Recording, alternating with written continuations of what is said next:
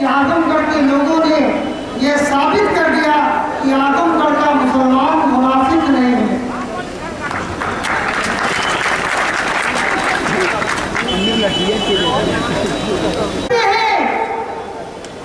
और अगर जुल्म करते नहीं है तो जुल्म सहने के लिए तैयार भी है।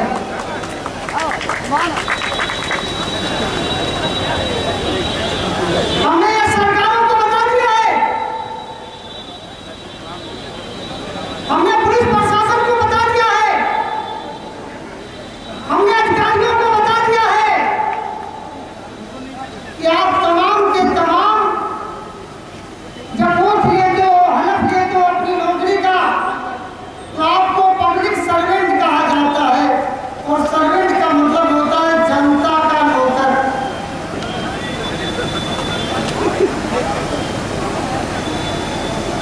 जब तक राष्ट्रीय उलमा कौंसिल पैदा नहीं हुई थी, आप हाकिम बन के रहते थे। अब राष्ट्रीय उलमा कौंसिल आ गई है, आपको इस मुल्क में जनता का नौकर बन के रहना पड़ेगा।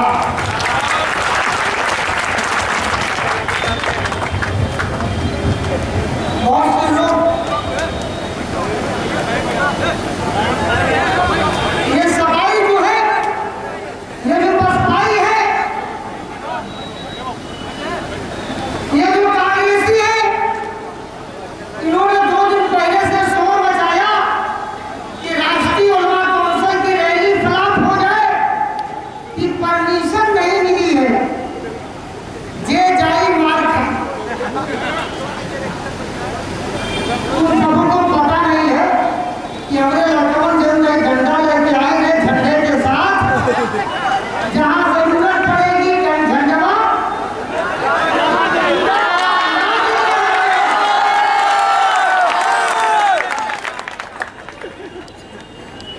मालिक इंफॉर्मेशन देते हैं, इंफॉर्मेशन देते हैं, इत्तला देते हैं, सूचना देते हैं कि मालिक लोग आ रहे हैं, होशियार रहना। और यहाँ मालिक लोग आए हैं, कौन लोग आए हैं? कस के बोलो, कौन लोग आए हैं? देश के मालिक आए हैं, प्रदेश के मालिक आए हैं, जिले के मालिक आए हैं।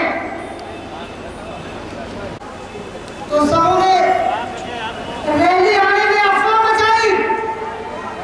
जब ये झगड़ा हो गया है, हिंदू मुसलमान झगड़ा हो गया है,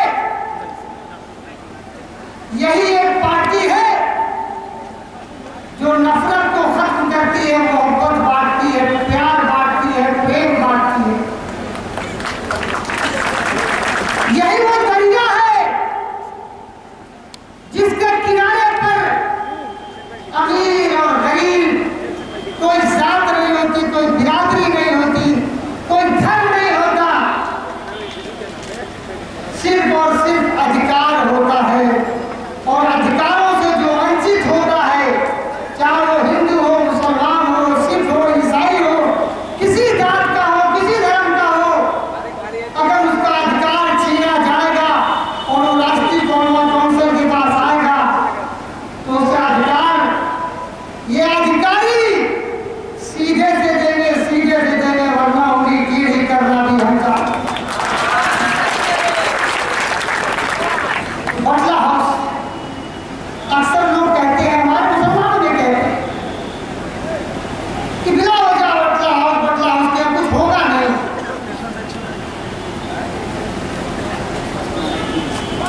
उनसे पूछो भैया, तेरे अब्बा अगर शादी ना करते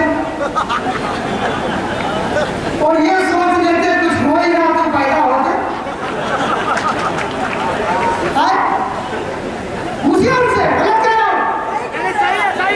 अगर उनके अब्बा भी सोचते शादी करेंगे, मालूम नहीं लड़का होगा कि नहीं होगा, तो ये बेचारा होता कि नहीं?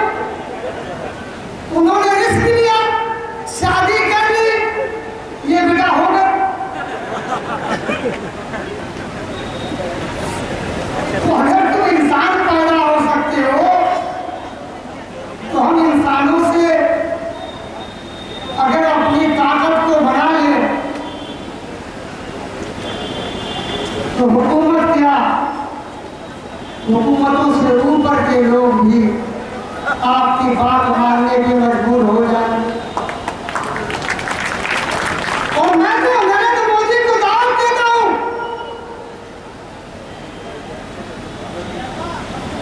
कि तुम कहते हो कांग्रेस मुक्त भारत,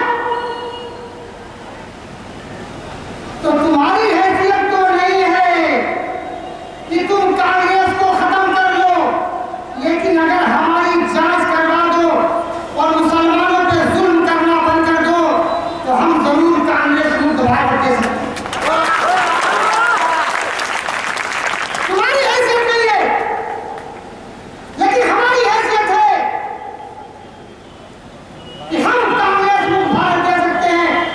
हमने 2012 में कहा था कि राहुल को यहां पनपने नहीं देंगे, और एक शेर बन गया था कि यूपी में राहुल को रोका और दिल्ली में शीला ने जो शैतानहट की थी, जो बेईमानी की थी, जो अन्याय किया था, 2011 में जाकर उनको भी कहा था, 12 में भी कहा था कि यूपी में राहुल को रोका, अब शीला तुम्हारी बारी है। कहा था कि नहीं कहा था जंतर मंतर पे? कहा था कि नहीं कहा था? हम सच्चे लोग हैं, अगर कह देंगे तो अल्लाह ताला भी वो सुनेगा इंशाअल्लाह। हम मक्कार लोग नहीं हैं, हम ईमानदार और सच्चे लोग हैं। जो कमरे में कहते हैं वो स्टेज पे कहते हैं, जो स्टेज पे कहते हैं वो कमरे पे कहते हैं। दोगलापन हमारे DNA में नहीं है। और डरते हैं तो सिर्फ अल्लाह से डरते हैं, और जो अल्लाह से डरता है वो किसी से नहीं डरता, और जो मोदी से डरता है वो सबसे डरता है। जो अल्लाह से नहीं डरता वो सबसे डरता है, वो मुलायम से भी डरता है, माइकी से भी डरता है। ख्वाब में भी मुलायम को अगर हमारा नाम याद आ जाता है तो चिहुक जाते हैं। और चौकीने में घबरा करके गए कहाँ? हॉस्पिटल में। कहाँ गए? हॉस्पिटल में। हमारे ही भाई, छोटा भाई है मुख्तार अंसारी की बुद्ध,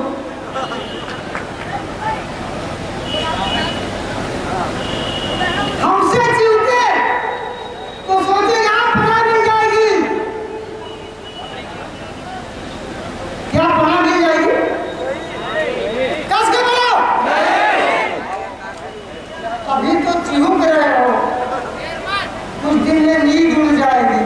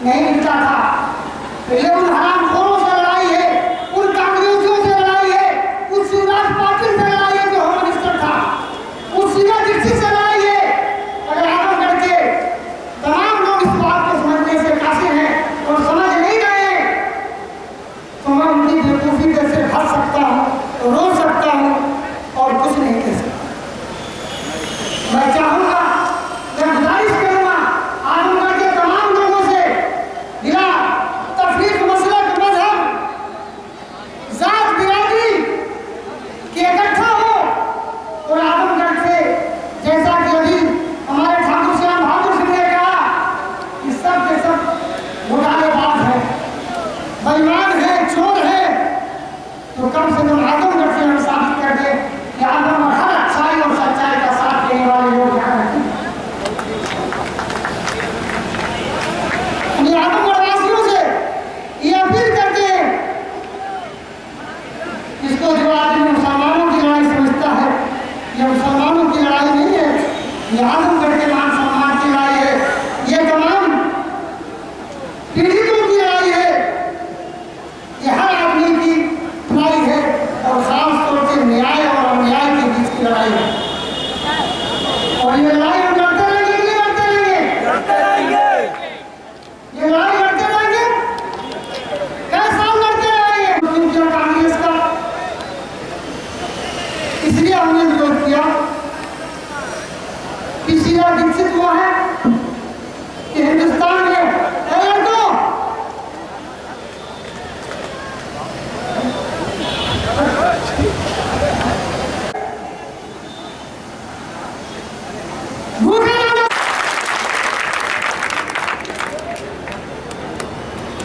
कहीं भी कोई इस तरह की घटना होती है तो धारा 176 के तहत आईपीसी के धारा 176 के तहत उसकी न्यायिक जांच होती है, लेकिन शीला दीक्षित ने उसकी जांच भी नहीं करवाई, तो हमें उसकी मुखालफत करनी चाहिए कि नहीं करनी चाहिए? करेंगे। और उन हरामखोरों को भी आज अल्लाह का एहसान है कि पूरे प्रदेश में शीला का पुतला फूका जा रहा है। ये लड़ाई सपा की सरकार है, सरकार अपने घर के विवाद में इतना उलझी है, मुसलमानों की हमदर्द बनी है, मुसलमानों की ओर से सरकार बनाती है और इस प्रदेश को मुलायम के बेटे ने दंगा प्रदेश बना के रख दिया। कहा जाता है भाजपा दंगा करवा रही है। मैं सलामखोर हुकूमत से पूछना चाहता हूं कि अगर भाजपा दंगा करा रही है तो तुम जैसे नपुंसक मुख्यमंत्री का क्या काम है यहाँ? भाजपा की हुकूमत है तो भी भाजपा दंगा करा लेती है, तो तुम्हारी हुकूमत में भाजपा दंगा कराती है, इसका मतलब कि तुम दोनों आपस में मिले हुए मिला दृष्टि कर रहे हो। अभी वहां पर बिजनौर में जिस तरीके से मुसलमानों का कत्लेआम किया गया और सरकार को वहां से हटना पड़ेगा इंशाअल्लाह। और जब तक हटेगा नहीं बैठ जाऊंगा इंशाअल्लाह। और मुझे उम्मीद है कि अल्लाह के भरोसे पे कह रहा हूँ, हो सकता है कि शाम दिन वो हट जाए, तो इतनी ताकत अल्लाह ने आपको दी।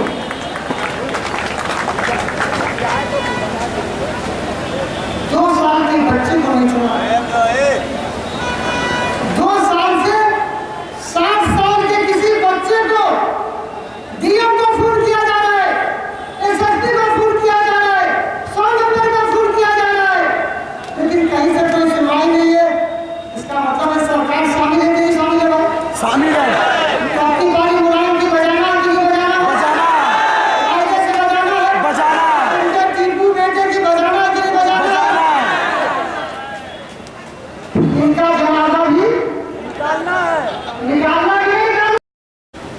1 मिनट खामोश होकर अल्लाह से दुआ करेंगे कि अल्लाह ताला हमारे हुक्मरानों को ऐसी सद्बुद्धि दे, इस तरह का इंतजाम करे कि आज के बाद हमारी सेना का कोई जान मारा न जाए। एक मिनट खामोश होकर अल्लाह से दुआ करेंगे कि हमारे मौजूदा हुक्मरानों को, केंद्र सरकार को, राज्य सरकारों को ऐसी सद्बुद्धि दे, ऐसी नीति बनाए कि कोई माई का लाल जो सेना में हो, पुलिस में हो, कहीं पर मारा न जाए। हम 1 मिनट खामोश हो।